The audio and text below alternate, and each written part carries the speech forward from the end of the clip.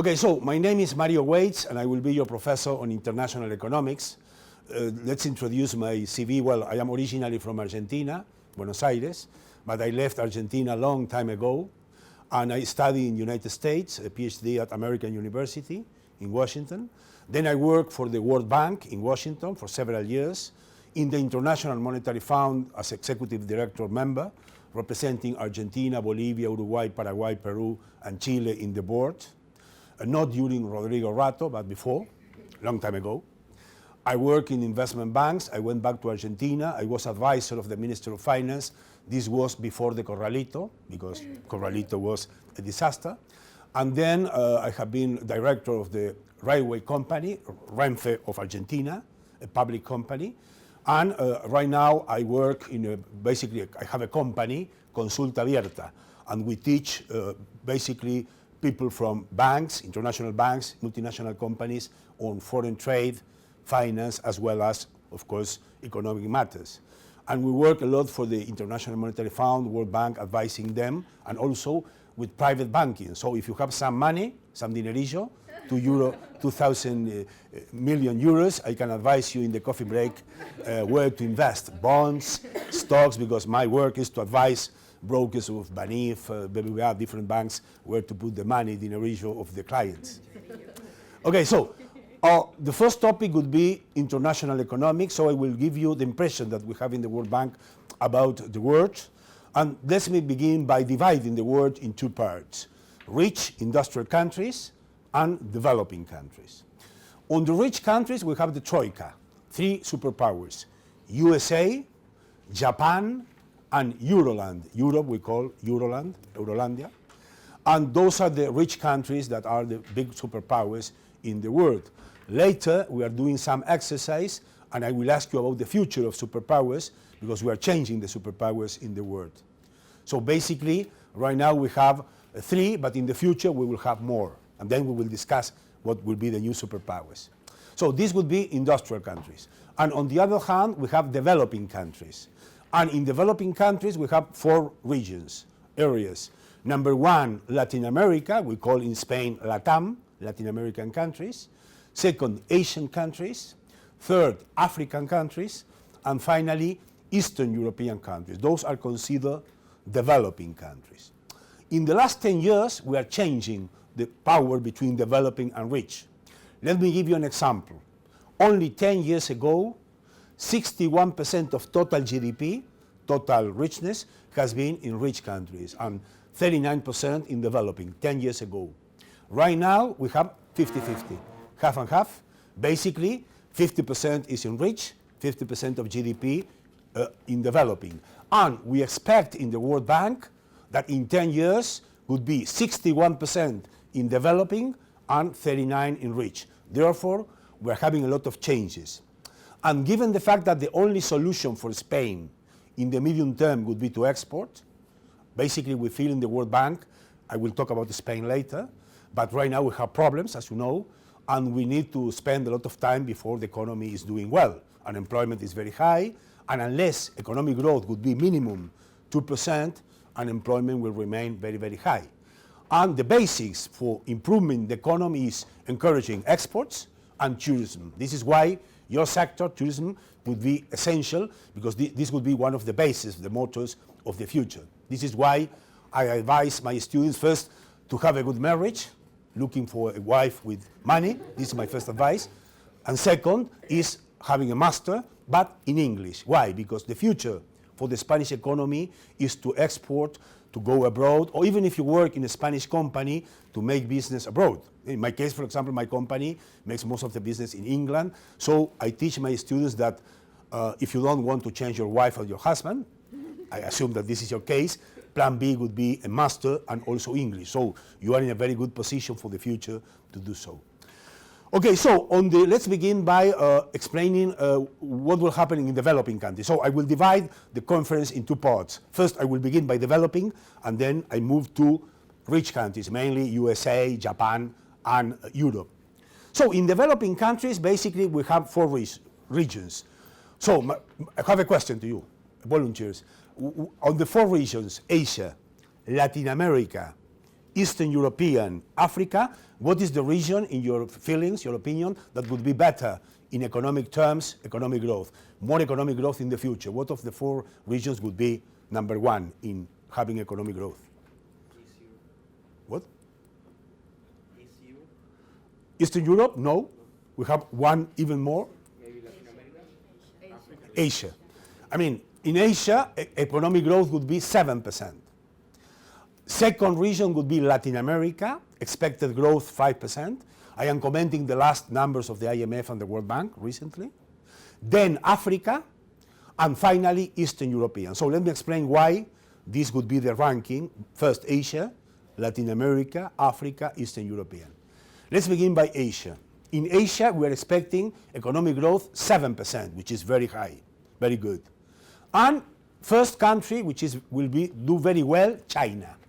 China, we are very optimistic in the World Bank. By the way, one of the topics that in your sector, tourism, they are studying a lot is the possibility that a lot of Chinese are coming to Spain as a tourist. For example, as an anecdote, I live in Las Rozas, and in Las Rozas there is a shopping village. I suppose that the ladies know about this. And I have been noting that we have a lot of, signals in Chinese. And talking with the people, well, Mario, thanks to the Chinese visitors, we are selling a lot of things because rich Chinese, 1 million very rich people are buying in Spain. So some of the students of the masters are selecting as a topic of the thesis this idea, Chinese visiting Spain and how we organize tourism packages, 2 weeks, all the things for the Chinese. This is a new topic that a lot of students in the masters are preparing. And in your sector, of course, tourism could be a very interesting topic to research and make some studies. So China, we are very optimistic. Economic growth would be around 7%. And basically, the reason is that they are moving from communist to capitalist world in economic terms. In terms of political behavior, they continue to be only one party, Communist Party, but they are opening the economy, and we're very optimistic that in the future they will grow 7%. Second country would be India. India will grow around 6%, very good also, and this would be the second superpower. As you know, in terms of population of China is 1.3 billion, China, and India 1.1 billion. So if we put together China and India, Chindia, which is the addition, is a very important proportion. Remember that total population in the world is 7,000 billion, so basically it's a big part of total population. But given the fact that in India people have more babies than in China, we are expecting that in only 35 years, population of India will be number 1 and China number 2. So we are changing the proportion because in China, as you know, most of the people have only 1 baby, while in India 3. So in a few years, 35, we expect in demographic trends a change on this. Okay, so after China and India, the tigers of Asia. Tigers are countries located in the southeast part of Asia, such as Singapore, Malaysia, Thailand, Vietnam. Those countries, we call them tigers. Why? Because they enjoy huge economic growth during the 70s and 80s. 7%, this we call them strong animals, tigers. And let me point out Singapore. In the World Bank, we prepare a ranking.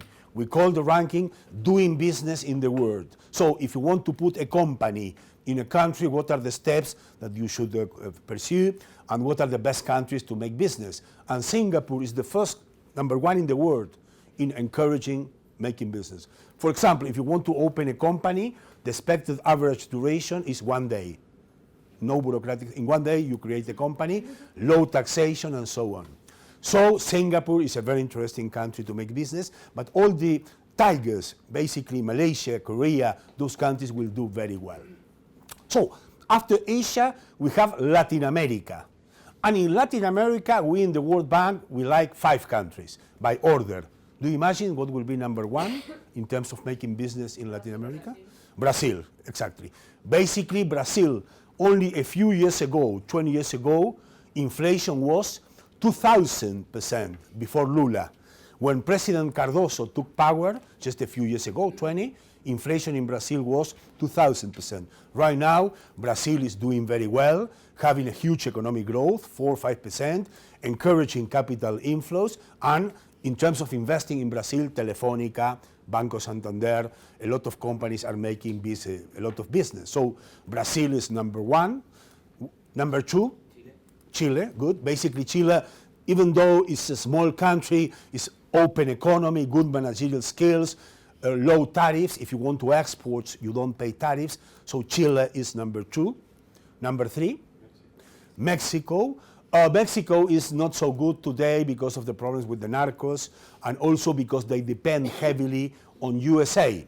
For example, Mexico exports around 85% of total exports to USA.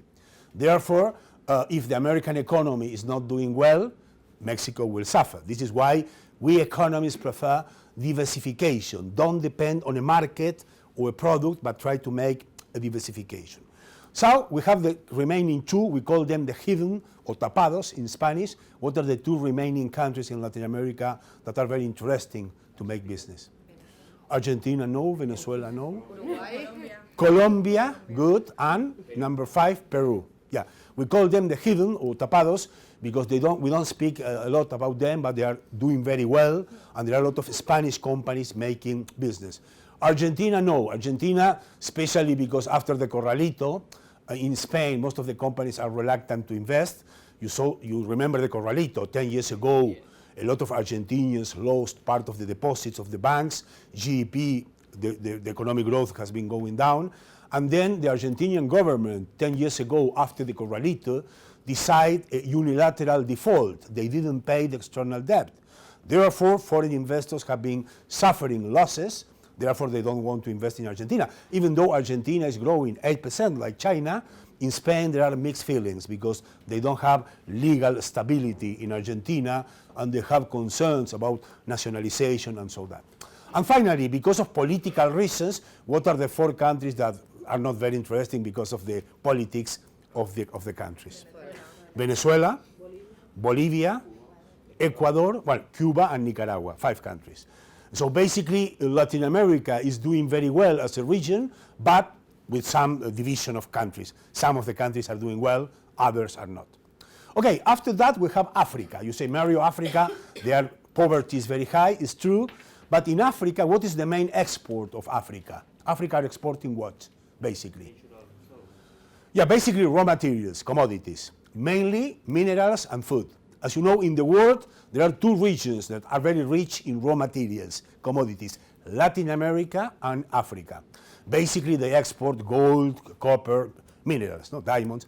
And as you know, in the last years, the prices of international commodities has been going up sharply. Why? Because of the demand from India and China.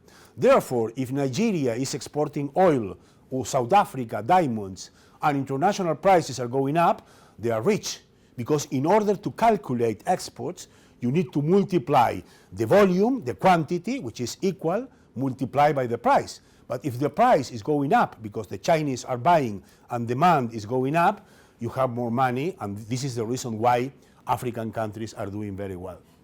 And finally, Eastern Europeans is the last position. Well, we like very much Poland to make business. Poland is enjoying good economic growth. It's the only big country in Eastern European. The rest are very small. And they receive a lot of money from the European Commission. Basically, Poland, they receive a lot of money, therefore they are doing very well. But in other countries, such as Hungary, for example, if you read the media this week, the newspapers, Hungary, they have problems, like Greece. So in some of Eastern European countries, they have difficulties. The reason is that foreign investors are taking away money from Eastern European to put the money in China, India, and Brazil, in which they have more profits. And also remember that Eastern European countries depend heavily on Germany, because Germany is the main exporter, and right now Germany will grow 0 this year, because Germany was doing well, but this year expectations are 0 economic growth. Therefore, Eastern Europeans are in the last position. But in talking about the group, developing countries will do very well. So in the future, my feeling is that Spain will base the economic strategy in exporting, but not to Germany or to United States, but to China, India, and Latin America. As you know, right now we are exporting to Germany, France, and Portugal. But in the future, given the fact that in Europe the situation is very bad and economic growth will be zero, if the countries are not growing, they don't need to import. So we are not being able to export. While China, India, Latin America will have economic growth, therefore we have a lot of opportunities to make business in these countries. Okay, the second point before moving to the rich countries is why developing countries are doing well. And the World Bank, we think that there are 4 reasons why they are doing very well. Number one is that they didn't have the problem of the international financing crisis. As you know, the origins of the international financial crisis has been United States, the mortgage housing market. What happened in United States? Basically, they have a reduction in the price of housing, and this creates a lot of problems in the bonds. Then, when I explain the situation of USA, I will make a summary, what happened with the finance that creates this problem of Lehman Brothers, all the crises that we are suffering. But the banks in Latin America, Asia, are commercial banks. They don't have investment banks. And the problem has been with investment banks that invest in these bonds associated with the mortgages. For example, in Spain also, Banco Santander, BBVA, 95% of the profits is commercial and only 5% investments. So the problem of Spain is not the subprime bonds, but the surprise. What is the surprise? Sorpresa. Ladrillo, basically the housing. The problem of the banks is basically that they have a lot of, you see, mortgages and people cannot pay, and the price of the property will go down. Today we will discuss later what are the expectations for the price of the housing, but the tendency is to go down. Therefore, you have a lot of liabilities, losses, if you have an asset in which you have a depreciation for the future. So one of the advantages, pros of developing countries is the fact that they don't have any investment banks. Therefore, the financial crisis for them was zero, not very important. While in United States, England, Japan, Germany, France, given the fact that the main business of the banks is investment banks, they have a lot of losses. So this is reason number one why developing countries are doing better. Reason number two, what is the main export of developing countries? Raw material commodities, mainly two, food and also minerals. And in the last 10 years, as you know, prices will go up. It's like having the Euromillion, a lottery, because they get a lot of money given the fact that they are exporting assets in which the price is going up. How is the process by which developing countries are benefiting from this? Let's suppose, for example, that Chile, by the way, what is the main export of Chile? In Spanish or English, it doesn't matter. Copper. So basically, if the price of copper is going up, or cereals, Argentina, or oil, Venezuela, or Mexico, or banana, Central America, if the prices are going up, they are exporting the same quantity, okay, but the price is going up. Therefore, if you multiply quantity by price, you get more money. If exports are going up, economic growth is going up, because as you know from macro, economic growth is based on 4 sources: consumption, investment, public sector expenditures, and exports. So if you have the same consumption, investment, and expenditures, but your exports are going up because the prices are going up, you have more economic growth. Also, you have not only more exports and economic growth, but also you have, in addition to these things, more income to spend, because who is the owner of the oil in Venezuela and Mexico? The government. Therefore, if the price of oil is going up, they have more money to have revenues to spend in social programs. And even if the owners are private, like in Argentina, the cereals, when the price of soja, cereals, are going up, half of the money is going to the government, because the government is increasing taxes, retenciones. So part of the money is going to the producers, private producers, but the government is having money, and with this money, we have money to spend. This is why one of the jokes about Argentina, why Argentina is doing so well, soja, cereals. I mean, the Euromillion, the lottery, if the price is going up, of course, we are rich. Okay, so this is second factor, which is very important. The third factor is that we should give some credits to Latin American governments. They are doing very well the homework. Right now the situation is good. Why? Because in Latin America, you remember that we have the lost decade, década perdida, during the 80s. These years, Latin America have been suffering external debt, hyperinflation, International Monetary Fund gave loans, and really GDP was going down. Another example of lost decade is Japan during the 90s, and in Spain. Right now we are talking about the future because we have 4 years of crisis, and in the future, I am pessimistic, by the way, about Spain. We can have at least 5 more years of low economic growth. Remember that in Spain the situation is bad because we have a combination of factors, internal and international. Later I will talk about the Spanish situation, but we're expecting that a lot of Spanish are moving to look for jobs abroad, mainly Germany and Latin America and China. I have a lot of students, engineers, by the way, that they study German and they are going to Germany or to Latin America. So this is why the situation in Spain really will not be very good. This is why it's very important to have a master. Formation is very important, and in English.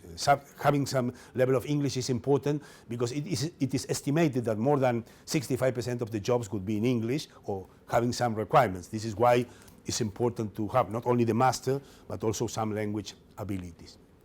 Okay, so in the case of Latin America, the third reason is that they make the homework. For example, right now, inflation is very low in Latin America, with the exception of are the only 2-3 countries in Latin America with high inflation right now. Argentina, Venezuela, but most of the countries have low inflation, 6%, 7%, given the fact that during the 80s, inflation in Latin America was 300%, 400% hyperinflation. Right now, fiscal deficit. Fiscal deficit is the difference between expenditure minus revenues is very low, so they don't have a lot of debts. External debt is very low because they are not borrowing money from international banks, while in Spain, external debt is very high. For example, analyzing the country risk analysis, the ratio between external debt over GDP shouldn't exceed 41%. External debt shouldn't be more than 41% if the country is doing well. In Latin America, all the countries have good numbers. Do you know, by the way, in Spain, what is the external debt? 161% of GDP. Why? In the last 20 years, we have a fiesta party pachanga. We live better than we should produce. For example, in Las Rozas, all my neighbors, they have 2 cars, Ferrari, BMW, and they are employees, they are not Emilio Botín.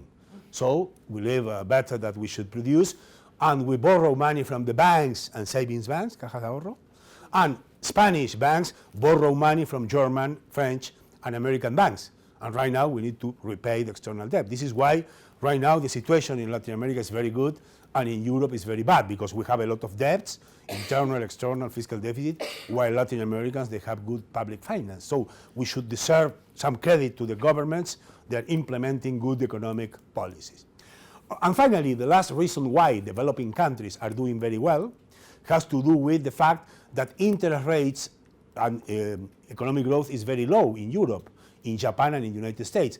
In the United States, interest rates are 0, in Europe 1%, in Japan 0.25%. So all the investors, the foreign investors, are taking the money away from low profitability and investing in China, India, and Brazil, in which interest rates and economic growth is better, so you expect more profitability. For example, if you are private bank investors, most of the private investors are taking away the money from stocks in Spain and investing in developing countries. So therefore, the conclusion is that developing countries are doing very well, and we expect in the World Bank that in the coming 10 years, developing countries will do even better. So this is the first topic of the international economy. Let's move to rich countries, and I will talk briefly about 3 superpowers. Number 1, USA.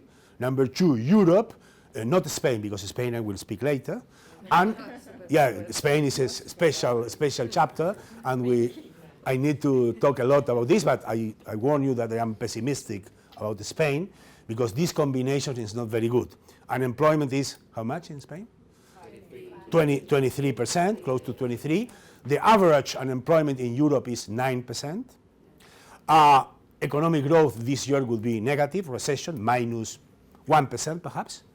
Then fiscal deficit, the difference between expenditures and revenues, 8% of GDP, while the maximum is no more than 3% for the economy to be strong. So we spend a lot of money, so we need to reduce expenditures and collect more taxes. What else? On the other factors, external debt is 161% of GDP, while the maximum shouldn't exceed 40%. So, and why we don't have a revolution in Spain, like in Tunisia or Egypt? We are Pacific. Well, it's a good argument. But in addition to the Pacific, there are three arguments, according with the sociologists of the World Bank, why we don't have a revolution. Number one, the black underground economy. In Spain, according with the World Bank, we have at least 23% of the GDP on black economy. The ranking is the following. Italy, the champion, 25% of GDP, underground economy. Spain, the vice champion, 23% of GDP. Greece and Portugal, 22% of GDP, the underground economy. Germany and France, 9% of GDP. Scandinavians, which are very strange, by the way, only 2% of GDP.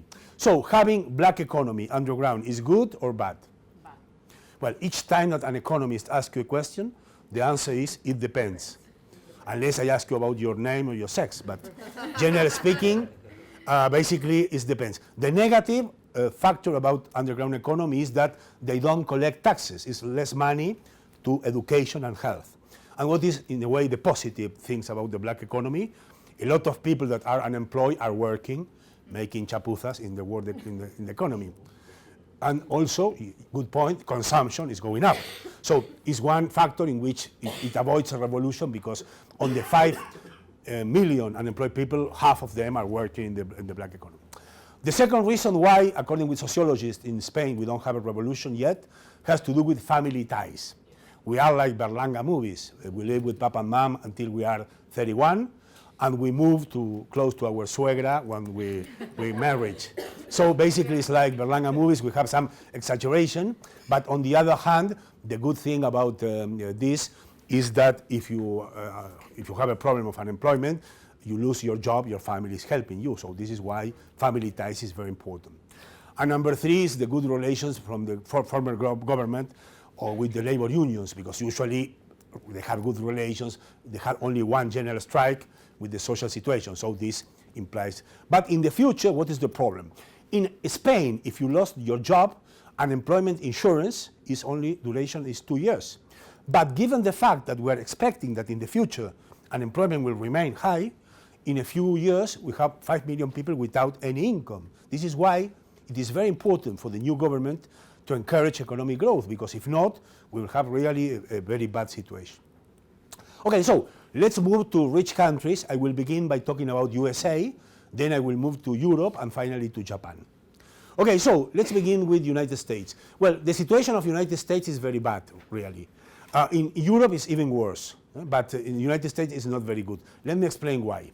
First, they have the financial crisis after Lehman Brothers. Let me explain what happened with the financial crisis. For example, in Spain, if you buy a house, a mortgage, and if you stop paying the mortgage, what happened to you? First, the bank is taking your home, your house, but also you need to pay to the bank more money, because this is the legal contract. So in Spain, it's not a very good idea to stop paying the mortgage, because you need to pay more. But in United States and in England, the Anglo world, they have a different legal system. If you stop paying, you just are losing your house, but you don't pay any more to the bank.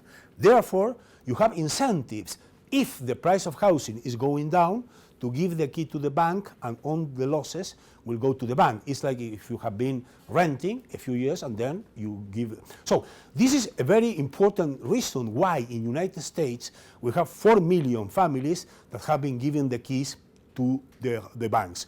The banks thought that because of God, it has been impossible for the price of housing to go down. So they make a mistake. They give loans to the clients. According with finance theory, you shouldn't, as a bank, give more than 82% of the capital to take some risk. But the banks in Spain and in the United States gave 120%. All the capital, taxation, notary, and travel for Europe because you deserve it. So basically it has been really very irresponsible. So what happened in the United States? All the banks gave, well, there are two kinds of loans in the United States. The loans like Spain, you need to have a job, some documents to get the mortgage, but there are 4 million people, the ninjas, no job, no asset, no income, people from, you see Hispanic, you see people with low, you see, in United States there are discrimination about some sectors. Most of the people with lower education, basically they borrow money. And the banks give loans to these ninjas. And the problem was that when the price of housing in United States were going down, all these 4 million people give the key to the banks, and then in the secondary markets, the bonds associated with these loans has been going down. Let me explain in a very easy way, because this is a technical discussion. Before globalization, when a bank give a loan to a client, all the risk was in the bank, because you put the loan in the balance sheet, and if the client is not paying to you, you have losses. But right now, because of the globalization changes, what the bank did was the following. I give a loan to you. If you don't, but I will not keep the risk. I will move this loan to a bond. I will transform this in a bond, and I will sell the bond to investment banks. So investment banks are buying these bonds, and then when the price of housing was going down, in the secondary market, this value was going down. This has been the reason why we have all the problem. The banks thought that it has been impossible for the price of housing to go down, and finally, we have 4 countries in which we have a bubble. What is a bubble in finance? It's an asset, it's going up, and suddenly it's going down.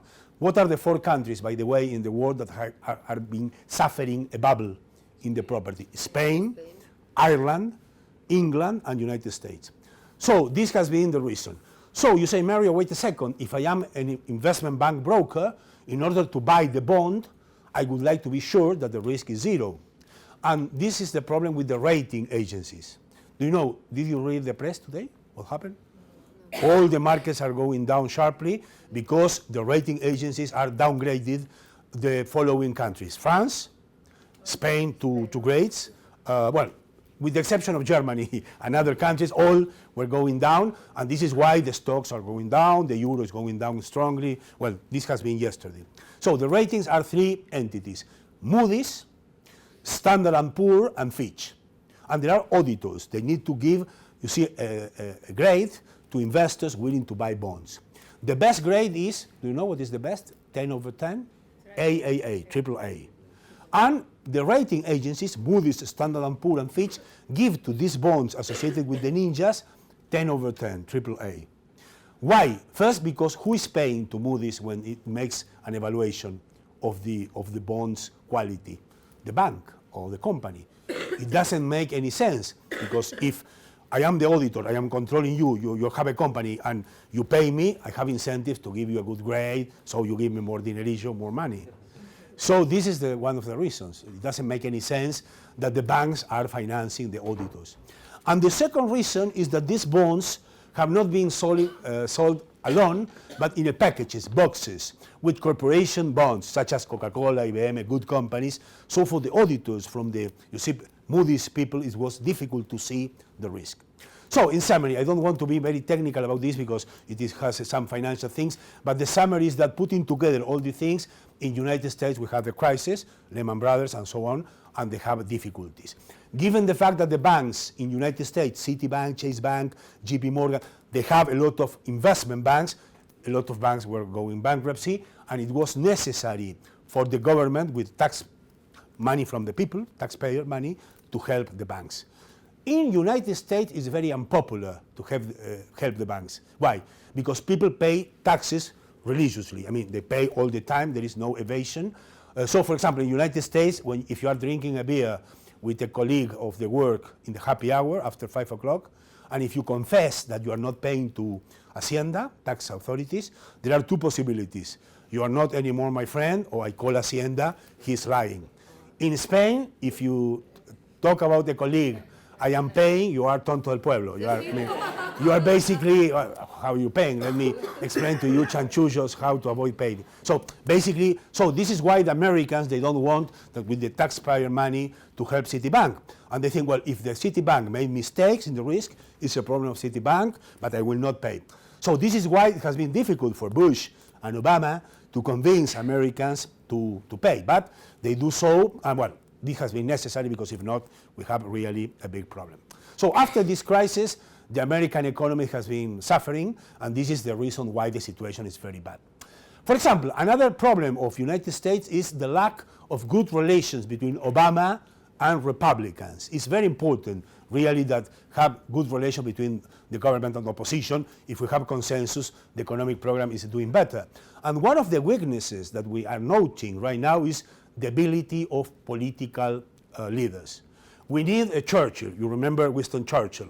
Basically, he was thinking in the long-term strategy. It doesn't matter if I lose elections. But right now, unfortunately, if we talk about all the leaders, Berlusconi, Zapatero, Obama, Angela Merkel, Sarkozy, whatever, they are thinking in the short term, winning elections tomorrow, but no one is thinking in the medium term.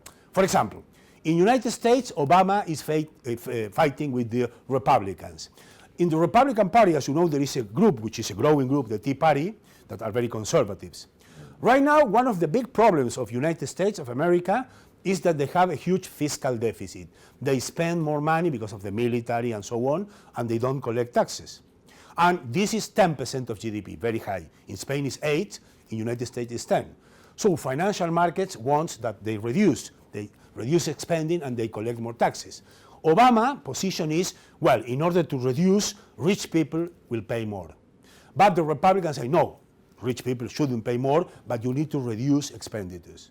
So my point is why we should do both, and we are doing better. But not, they are doing, you see, discussing one, and they are doing nothing, and the situation of the American economy is having difficulties. So the weak political leaders that we have is a big problem, also with the discussion between Germany and Greece. Of course, Germans consider that the Greeks are not doing the homework, and they need to sell the Acropolis, the monuments. If you ask Germany, 85 of the Germans, according with the poll, say the solution is that the Greeks, they sell the islands, the Acropolis, because they need to pay and they are doing nothing. But the Germans should remember that this is the Titanic. Remember that during the Titanic, even people in the first class die. And the Germans will die also, because the German economy depends heavily on Europe.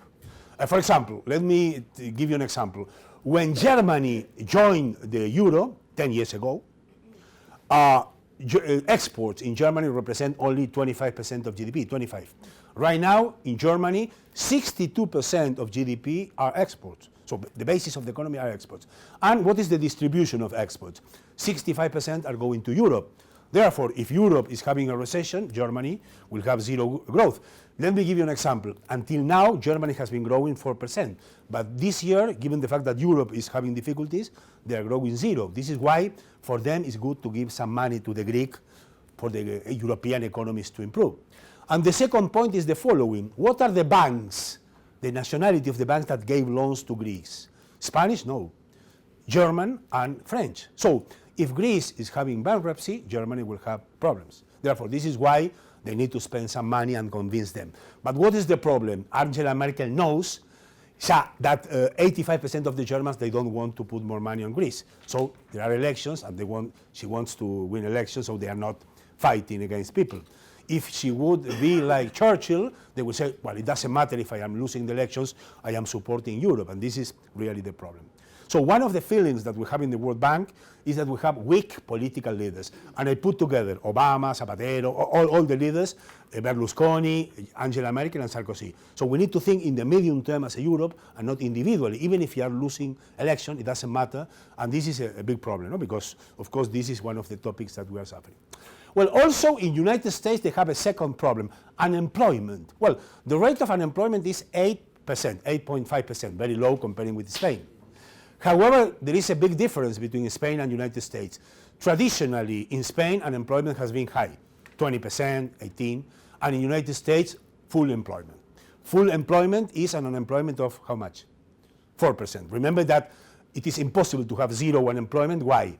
Because people is moving from regions, from other comunidades autónomas, or moving from one job. So the minimum rate of unemployment is 4%. And traditionally, in the United States, unemployment has been 4%. Therefore, full employment. However, after the financial crisis that I mentioned, unemployment is going down because of the situation of the banks and the companies. And in the United States, they don't have insurance of unemployment. Seguro de desempleo. Here in Spain, you have 2 years. But in the United States, on average, they have 3 months.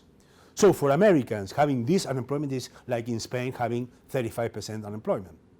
And there is another problem. There are in the United States 4% that are working part-time, and they like to work full-time. So if we add the 8.5 plus the 4% that are working part-time, that they would like to work full-time, unemployment is higher. Traditionally, politically, in the United States, it is impossible to be reelected, to win elections, if unemployment exceeds 7%. The only exception has been Ronald Reagan, but all the rest, if unemployment is more than 7%, you don't have any possibility because people will take negative. This is why Obama needs to work to reduce unemployment. And the problem is that the United States growth will be only 1%, very, very low, and you need to grow more for unemployment to go down. For example, in Spain, do you know how much is the minimum rate of growth for unemployment to go down in Spain? 2%. So unless the Spanish economy will grow more than 2%, unemployment will remember to go down. This is why we are pessimistic. We think that unemployment will go up because economic growth in Spain would be negative this year and less than 2% in the coming years. This is why the new government should implement new policies to try to encourage economic growth. Okay, so to finish with the United States, so putting together, the situation is not very good. Some Latin American students ask me, Mario, why the dollar-euro is not one-to-one? Because right now, given the fact that Europe is a disaster, Greece, Portugal, Spain, Italy, United States is not very good, but I think that it should be one-to-one. And my point is that the reason is that the American economy is not doing well, because if United States would have an economic performance like before, let's say between the 60s, 70s, 80s, 90s, until the financial crisis, I am sure that the relation would be 1-1. But given the fact that in the United States the situation is bad, this is the only reason why we have, you see, a strong euro. In the World Bank, our forecasting in the medium term, in 1 year, is that the relationship between the euro and the dollar would be 1.1. So we're expecting in the future that the dollar will go up and the euro is going down, mainly because of the crisis of Europe. Because if the investors think that in Europe the situation is not very good, the tendency would be to sell euros and buy dollars. But it is very difficult to predict exchange rates. However, the tendency will go basically for the value of the euro to go down or the dollar to go up. Okay, let's move to Europe. Well, in Europe the situation is very bad, and I will talk briefly about the rescue countries. Rescue, what is rescue? When you have problems and investors are losing confidence on the economy, you need to borrow money from the International Monetary Fund and the European Commission to pay lower interest rates. Because the country risk analysis is very high, you need to pay a lot of money to investors, and the only way to avoid paying so much is to give loans from the European Commission and the World Bank. And we have two kinds of countries, Iceland and Ireland. The reason of the crisis has been problems with the banks, and Greece and Portugal, the problem has been, the origin has been governments. In the case of Spain, in my opinion, the solution is not finishing with the euro. It is a disaster thinking that Spain will solve the situation by moving back to the peseta. And from Greece, the same. Why? If we move from the euro to the peseta, all the Spanish debt is in euro. If you depreciate the currency to the peseta, your debt is going up because basically you have a lower currency. So I don't see any advantage of moving to the euro, of the peseta, and a lot of problems. Basically it would have capital outflows, a lot of problems like the Corralito. No? So basically, I think that the solution for Spain is not to finish with the euro. My opinion is that the solution is not to continue to decline salaries. Some of the owners, managers say, Mario, the only solution is that salaries will go down, but right now the salaries are very low. Remember the expression mileurista, 1,000 euros. Right now it's 700 euros, because right now if you are looking for a job, given that you have a lot of unemployed people with good qualification, they are paying less. So the solution, in my opinion, is not to reduce any more salaries, but the solution is to increase productivity, so that changing the model towards more exports, more tourism, more productivity, try to move the model. So moving the Spanish model that has been based on ladrillo construction towards a model more associated with productivity gains. Of course, this is difficult because you need to make a lot of changes, and later I will tell you what will be the steps that we should make in order to do so. So briefly, to finish with Europe. So let's begin by Iceland and Ireland. Iceland. Do you know what is the population of Iceland? Yeah, around 250,000, correctly. Basically, the main activity of Iceland is what? Remember the Vikingos, fishery, and also aluminium. It's a big exporter of aluminium. Well, Iceland, basically, they had only 3 banks, small country, 250,000, the population. And basically what they did, the banks, was the following. They had public banks, but they sell to the private sector. So they have private banks. And the business has been to invest in Lehman Brothers, risky investments, futures, and then after Lehman Brothers, they finish, they go bankruptcy. And also, the Iceland's banks gave loans to the British clients and people from Holland. Why? Because interest rates in United Kingdom has been very low, but very high in Iceland. So a lot of people, 500,000 British, put the money in Iceland. And when Iceland's banks were bankruptcy, they didn't pay back. So the government on United Kingdom give the money to the British, and they are asking the Icelanders to pay. But the Icelanders, which are very strange, they make a referendum. I ask you, do you want to pay your debts? You say, Mario, we don't like to pay anything. And the referendum say no twice. Therefore, the British are very nervous, and they are asking the government of Iceland to pay back. But in the case of Iceland, basically, well, by the way, it's the only country in which the government, the president, is in jail because he's in a bad managerial skills. Usually you go to jail if you are taking money and if you go to the justice. But if you are a bad managerial skill, no one goes to jail. But in Iceland, which is a strange country with a lot of democratic assets, he's in jail right now because of these problems. He's under investigation and the big possibility to be in jail.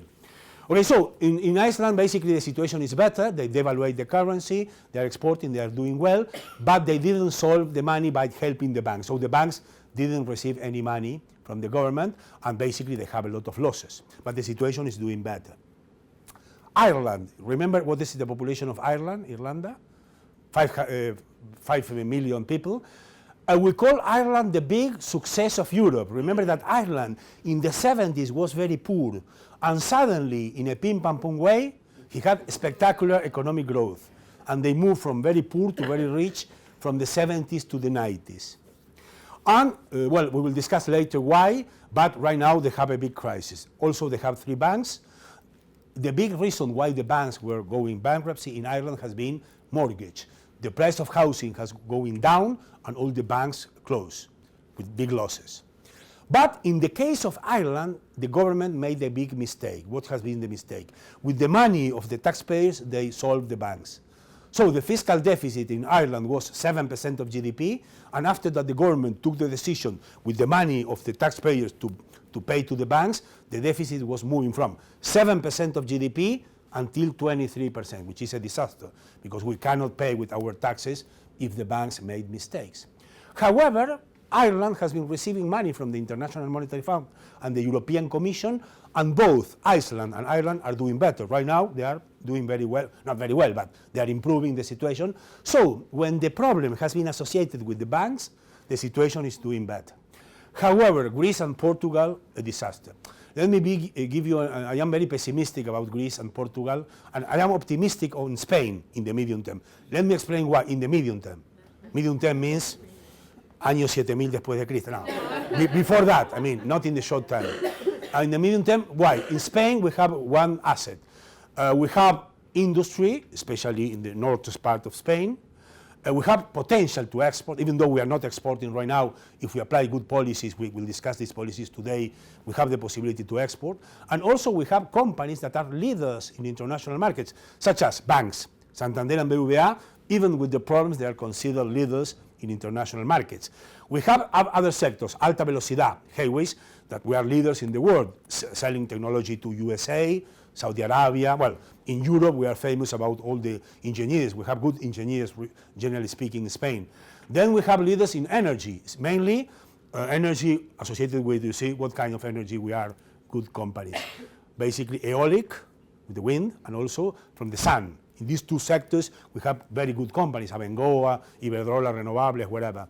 And then in infrastructure, we are very strong. On the 10 most important multinational companies on infrastructure, engineers, constructions, water supply, Spain has 6 of the 10 most important in the world. Therefore, we have chicha, substance, where's the beef, to be rich. Portugal and Greece, no, they have 0 productivity. According with the World Bank, in the last century, what has been the productivity? Very low, because they don't export, they don't have industry, they don't have important companies. So really, especially in the case of Greece, I don't know if it has been a good idea to decide to include Greece in the euro, in the European Commission. Perhaps it has to do with political reasons, because Greece is, of course, the basis of our cultural values, the philosophers, the democratic values, and this has been a reason. But from the point of view of, you see, economic side, it has been really a mistake. And the problem of Portugal and Greece is that they have huge deficits. In the case of Greece, the situation is very bad. Why? Because they are not collecting money. The situation is very, very, very bad, and they are not taking actions. They need to sell, privatize companies, and they are not doing so. And we have a quita, a reduction of the debt of 50%, 50%. What? Well, tourism is the opportunity, really, but really tourism could help, but could not be the only basis for economic growth. So my point is, in Spain, tourism could be helping to improve exports and tourism. But really the help should be, you see, having some advantages with multinational companies in all the sectors that I mentioned. But tourism alone cannot be aggregated value productivity to have reached. Could help, but not the basis. So industry, exports, multinational companies, this would be the basis for productivity gains and trying economic progress. Yes, of course, tourism is the only asset of Greece, basically, but it's not sufficient because of the debt. Therefore, to summarize the European situation, right now the situation is very bad. Situation of Greece and Portugal is really critical. And right now we have Spain and Italy. So Spain is not possible to rescue Spain. Why? Because it's a big country. Fourth economy in Europe. Number one, Germany, France, Italy, Spain. So we need to make the homework. We need to reduce expenditures to have confidence of investors. But I am optimistic, to be frank with you, that with the changes in Italy and Spain, we can make the homework. However, even if we have Superman as a prime minister or president, the situation would be bad anyway, because the situation is a lot of perfect storm, tormenta perfecta. So we'll have a lot of things. Even with Superman, the situation would be bad. But most of the markets in the medium term, I think that they will be very positive about the changes. So I expect that Spain and Italy will improve, but in the medium term, not in the short term. In the short term, the situation would be difficult anyway. So Europe as a whole is having difficulties, and this is the problem. Okay, to finish with this first part of the conference, I will talk about Japan, which is the last part. Well, Japan, the situation is very bad. Well, after the Second World War, we have two superpowers, Germany and Japan. And Japan did very well recovering from the World Bank. However, the problems of Japan began in the 90s. They have a bubble in the property sector. The price of housing in Tokyo was going down sharply. And basically what happened is that a lot of banks and construction companies were having big losses. And also in Japan they have one problem. Inflation is negative. It's the only country in the world in which prices are going down. We economists like when inflation is very low. For example, the ideal rate of inflation is 1%, 2%. But what happened, a question to you, if I tell you, in Madrid, prices will go down, minus 4%. Why it is bad for economists that prices are going down? Consumption will go down as well. Correctly. Basically, if you are a consumer, you say, Mario, if prices are going down, I wait. I'm not spending. I wait later. I will buy in a few months. But if all of us are stopping making consumption and waiting, consumption will go down. Taking into consideration that in Spain, consumption represents 63% of GDP, of production. It's the basis of the economy. So if all of us are waiting, the economy will have a recession. Recession is when economic growth is going down during 6 consecutive months. And in Japan, it's the only country in which inflation was going negative and consumption was very, very low. So if you analyze the numbers of Japan in terms of economic growth, it has been negative in the last, or very low in the last years. This is one problem. Second problem, demographic trends. In Japan, they live longer, like in Spain.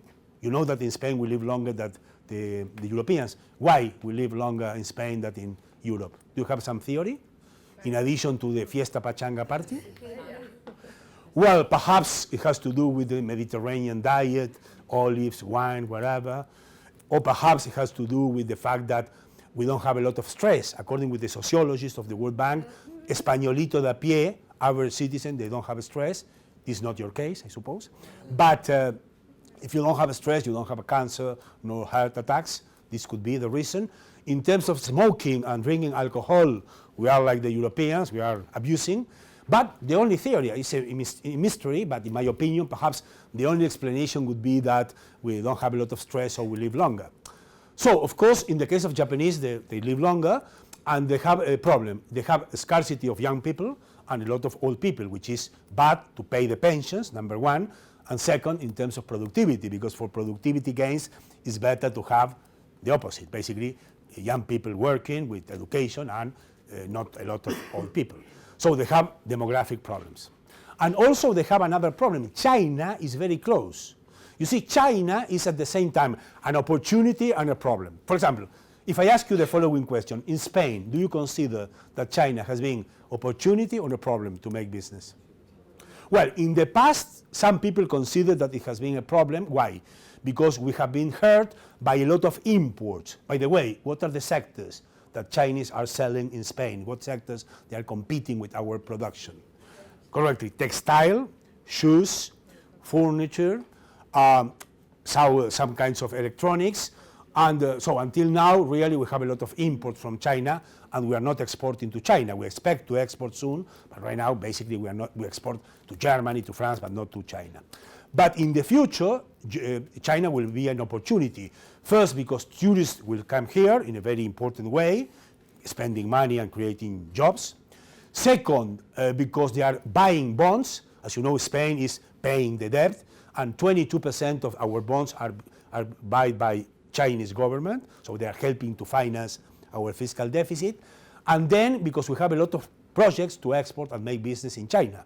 For example, I have a lot of seminars with some people in Spain, small companies, pymes, and when you ask people what will be the markets, geographical markets for the future to make business in exporting or investing, China is number one. Number two, India, Brazil, number three. So even though right now we don't have business, all the companies, even small, have a lot of expectation.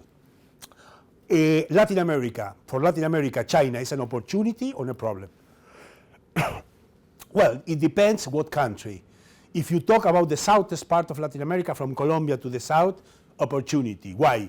Because they make a lot of business with China, they export, prices are going up, they are very happy with China. Mexico, no, because Mexico considers China as a competitor, and Central American countries, they basically make business with the United States, so China is not important. But from Colombia to the south, China is very good, they are helping to recover. Mexico is no, and it depends. United States, what do you think? China is a competitor or opportunity? Well, in United States, they have problems with China. One of the reasons is that the exchange, what is the currency of China? Moneda China?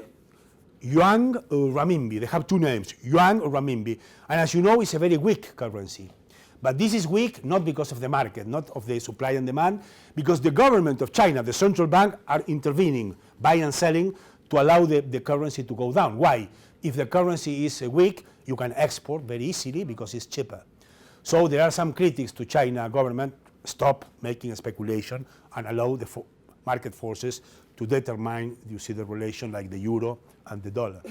So in United States, most of the people, they see China as a competitor, and you see China is not very popular.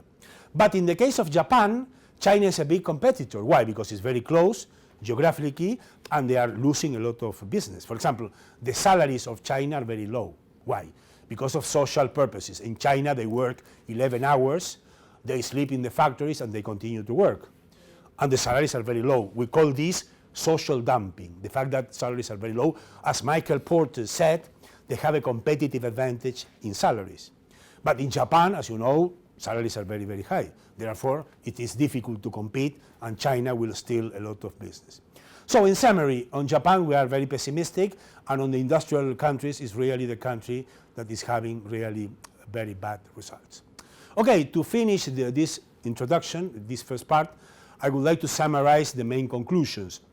So the world economy is divided in two parts. While developing countries are doing very well and we are very optimistic in the future, mainly Asia and Latin America, we are having big problems in industrial countries. And really, a few months ago, Lula, the former president of Brazil, was visiting Portugal. And he was saying, well, Brazil, I will talk with Dilma Rousseff, the president, to ask a Brazilian to buy the Portuguese debt. We are helping Portugal, making some jokes. Well, Portugal would be a colony of Brazil soon.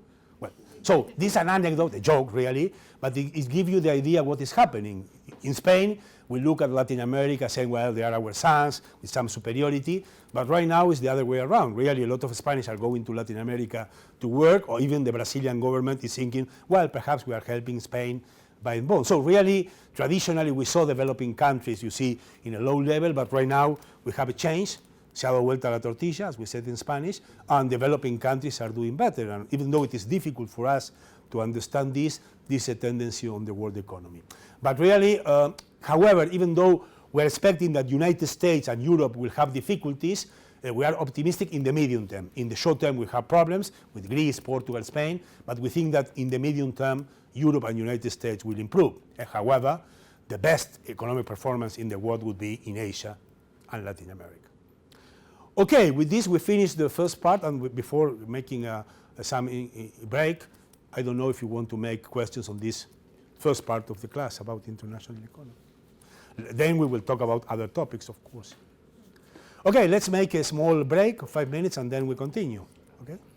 Thank you very much. Okay, good.